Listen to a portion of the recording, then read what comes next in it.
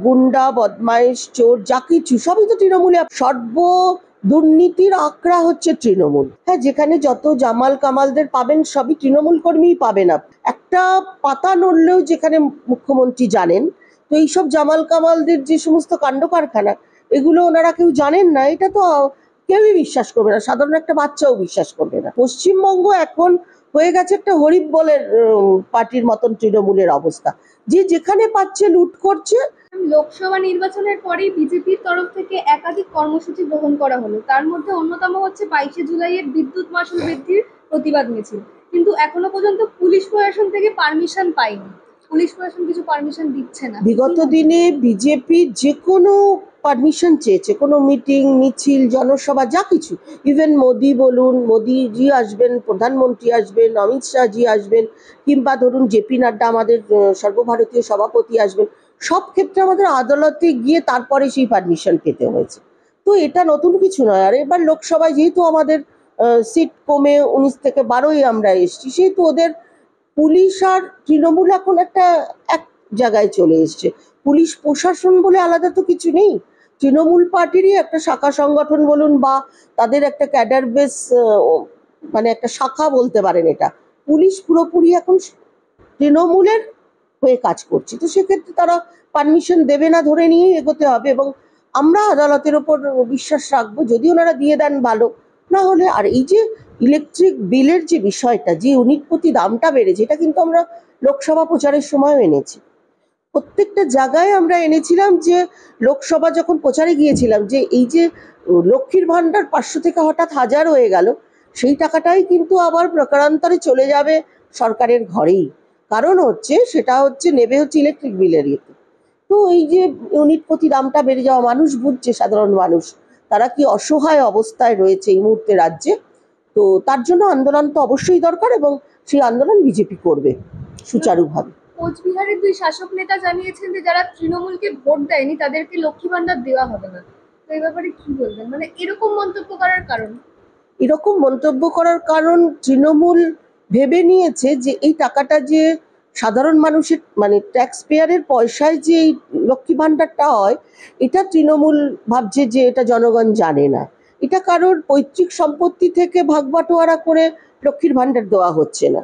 তো তৃণমূলের তো এটাই কালচার, এটা ওদের কালচার। ওরা যেমন ওই যেমন তোলাবাজি করে 25% আর 75% ভাগ করে নিয়ে খাটের তলায়, বান্ধবীর ফ্ল্যাটের আলমারিতে বা অন্যান্য জায়গায় সমস্ত আত্মীয় স্বজন বলুন, বন্ধু বান্ধব বলুন, সবার ব্যাংক অ্যাকাউন্টে রেখেছে। ওরা এটাও তাই ভাবছে যে আমরা শুধুই তৃণমূল যেন এখানে পশ্চিমবঙ্গে, কিন্তু সরকারটা কিন্তু তৃণমূলের নয়, সরকার পশ্চিমবঙ্গবাসীর। তো সেক্ষেত্রে যেরকম হওয়া উচিত, এবং ওদের কালচারে ওরা ঠিকই আছে, ওরা এরকমই, ওদের এটা আমরা জানি। আজকে আমরা বিগত প্রায় 12 বছর ধরে তো এটাই দেখছি তৃণমূল। আরিয়া দহকাণ্ডের মূল অভিযুক্ত জয়ন্ত সিংহ, তো এনার সাথে আমরা দেখেছি মদন মিত্রের বহু ঘনিষ্ঠ ছবি, এবং মদন মিত্রের পুত্রবধূ পুত্র একসাথে জন্মদিন পালন করছে। তারপর বৈঠক করেছিলেন সৌগত রায় এবং মদন মিত্র। সেখান থেকে সৌগত রায় বক্তব্য করেছেন যে আজ থেকে আমরা দলে আর কোনো রকম গুন্ডা অসাধু প্রমোটারকে রাখবো না। ম্যাম আজ থেকে বললো, মানে এর আগে এতদিন পর্যন্ত তৃণমূলে কি এরকম লোকজনকে স্থায়ী দেওয়া হয়েছে, স্থান দেওয়া হতো? তাহলে না না, তাহলে মন্ত্রীরা কেন জেলে গেল? এদের তো আলাদা করে বাইরে থেকে আমদানি করার কোনো প্রয়োজন নেই। পশ্চিমবঙ্গবাসীর মধ্যে যারা গুন্ডা বদমাইশ চোর যা কিছু সবই তো তৃণমূলে আপনি পাবেন। সর্ব দুর্নীতির আঁকড়া হচ্ছে তৃণমূল। তো ওই যে বাবুল সুপ্রিয় একটা গান করেছিল না, যে কি সেটা একটা পাঠশালা, তালিরচালা কালীঘাটের, তো সেই রকমই দুর্নীতির পাঠশালাটাই তো হচ্ছে তৃণমূল। তো সেখানের জন্য আলাদা করে প্রমোটার বলুন বা অন্যান্য যা কিছু তোলাবাজদের বলুন, ওনাদের দলে ছিল কি ছিল না সেটা তো আর আলাদাভাবে বলতে হবে না। কিন্তু সমাহার, দুর্নীতিগ্রস্তদের সমাহার হচ্ছে তৃণমূল পার্টি। সবাই রয়েছে, একসঙ্গেই রয়েছে, সহবাস একসঙ্গে করছে।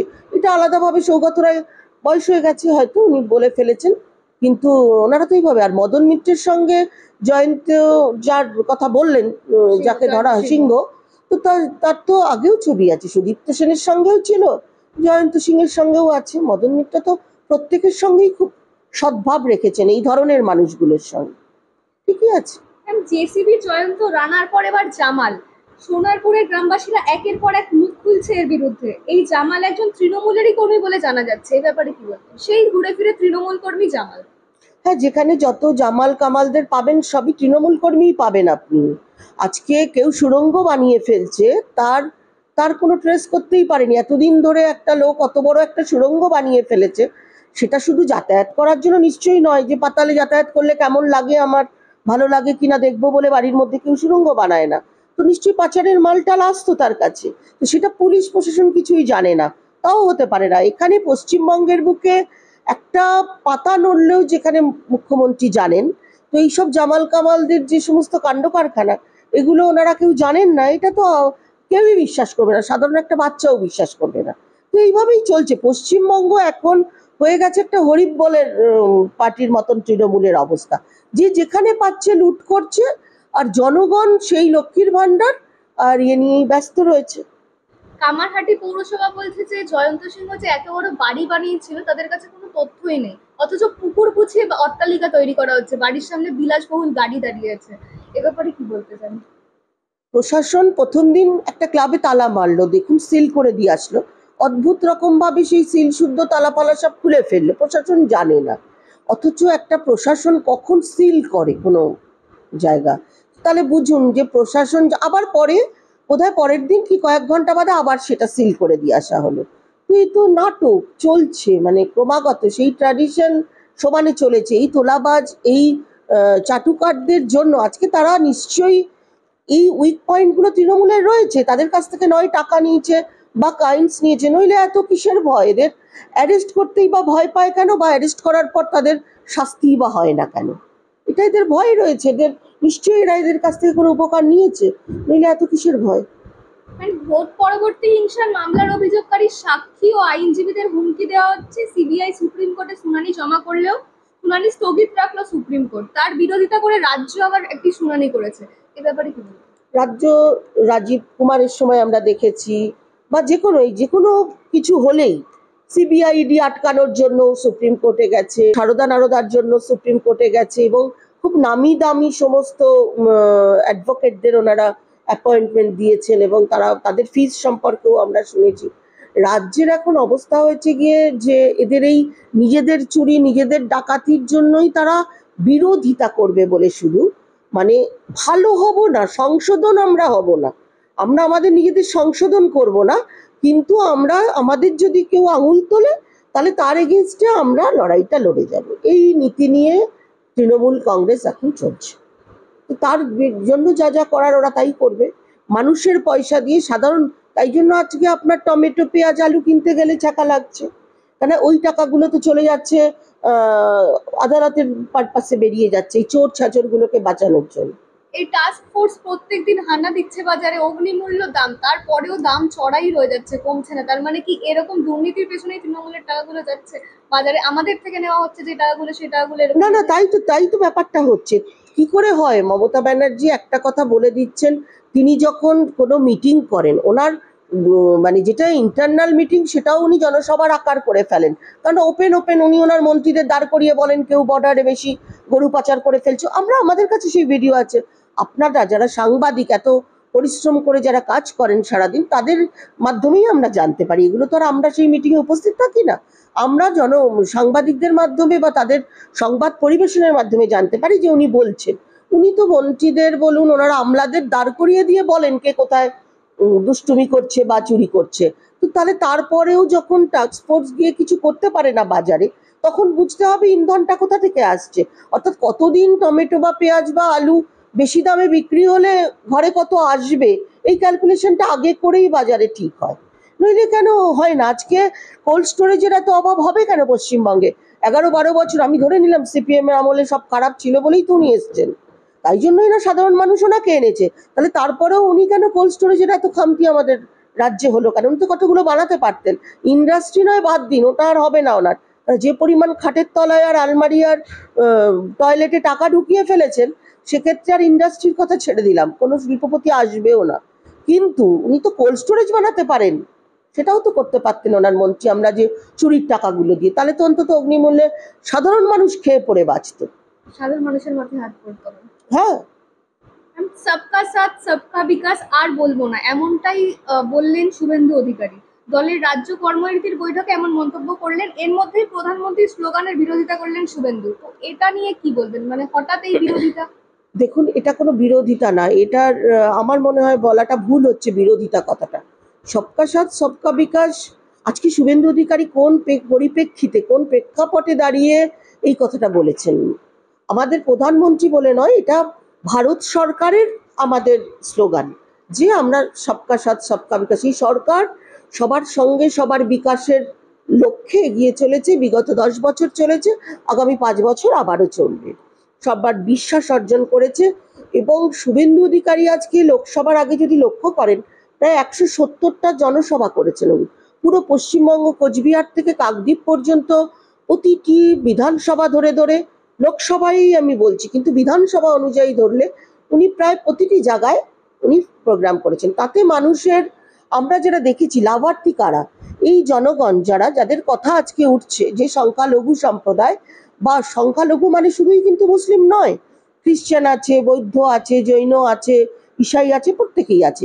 তো তারা দেখা যাচ্ছে যে আজকে আবাস যোজনার ঘর বিনামূল্যে পেয়েছে, সেটা আমাদের কেন্দ্রীয় সরকারের, এনডিএ সরকারের। তারা শৌচাগার পেয়েছে, তারা বিনামূল্যে গ্যাসের কানেকশন পেয়েছে উজ্জ্বলা যোজনার, তারা উজ্জ্বলা যোজনার এলইডি লাইট ব্যবহার করছে। 80 কোটি মানুষের মধ্যেও পশ্চিমবঙ্গের সেই মানুষরা পড়ে যারা প্রায় বিগত 5 বছর এবং আগামী 29 সাল পর্যন্ত বিনা পয়সায় রেশনটা পাবে। অর্থাৎ সবকিছু তারা উপভোক্তা। সবকিছু পাওয়ার পরও তারা বিজেপিকে, তাদের সেই যখন মতদান করেছেন বা ভোটদান দিয়েছেন, তখন তারা বিজেপিকে সেই জায়গাটায় আস্থা রাখেননি। তো সেই যে আবেগ, সেই যে ভালোবাসা, তার ভেতর থেকে এটা ওনার বেরিয়েছে যে আমি এই সবকা সাথ, মানে যারা আমার সঙ্গে আছেন, আমাদের সঙ্গে যারা আছেন, আমরা তাদের সঙ্গে। তার মানে এই নয় আমরা 38% ধরুন ভোট পেয়েছি লোকসভায়, তো হিন্দু তো আমাদের, তা যদি হয় 30% সংখ্যালঘু বাদ দিলে আমরা 70%-এর মধ্যে ভোট লড়েছি। তো 38% বাদ দিয়ে 28% হিন্দুও তো আমাদের ভোট দেয়নি। তো সেই কথাটার মধ্যে তো এটাও বোঝায় যে ওই 28% লোকরাও তো আমাদের সঙ্গে নেই, তা তাদের সঙ্গেও আমরা নেই, অবশ্যই নেই। কারণ যারা আমাদের সঙ্গে নেই তাদের সঙ্গে আমরা থাকবো কি করে?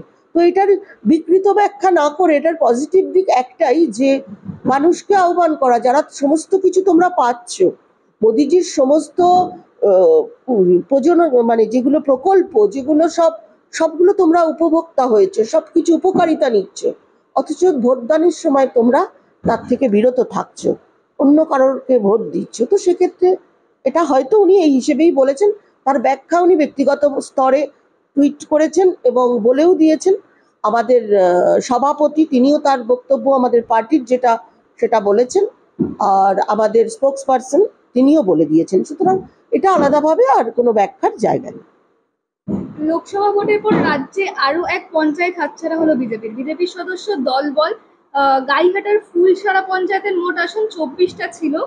সেখান থেকে 11টি আসনে জিতেছিল তৃণমূল এবং 12টিতে জিতেছিল বিজেপি। তো নির্দলের 1 যোগ দিয়ে হয়েছিল তৃণমূলের 12 এবং বিজেপির 12। সেখান থেকে আজকে প্রায় পুরোপুরি হাতছাড়া হলো বিজেপির হাত থেকে সেই জায়গাটা। এই ব্যাপারে কি বলবেন? দেখুন, মানুষ ভয়ে আছে। এখন উপনির্বাচনগুলোতেও আমরা দেখলাম যে শাসক দলের এগেনস্টে ভোট দিতে গেলে তারা ভয় পাচ্ছে, যে এটা তো কোনো ভোট হয়নি, ভোটের নামে প্রহসন হয়েছে উপনির্বাচনগুলোতে। তো সেখানে দেখা গেছে মানুষ চাইলেও আমাদের বিজেপিকে ভোট দিতে পারেনি। আজকে ডায়মন্ড হারবারে 7 লক্ষ 8 লক্ষ ভোটে জিতেছে, এটা কোনো সাধারণ জায়গায় সম্ভব?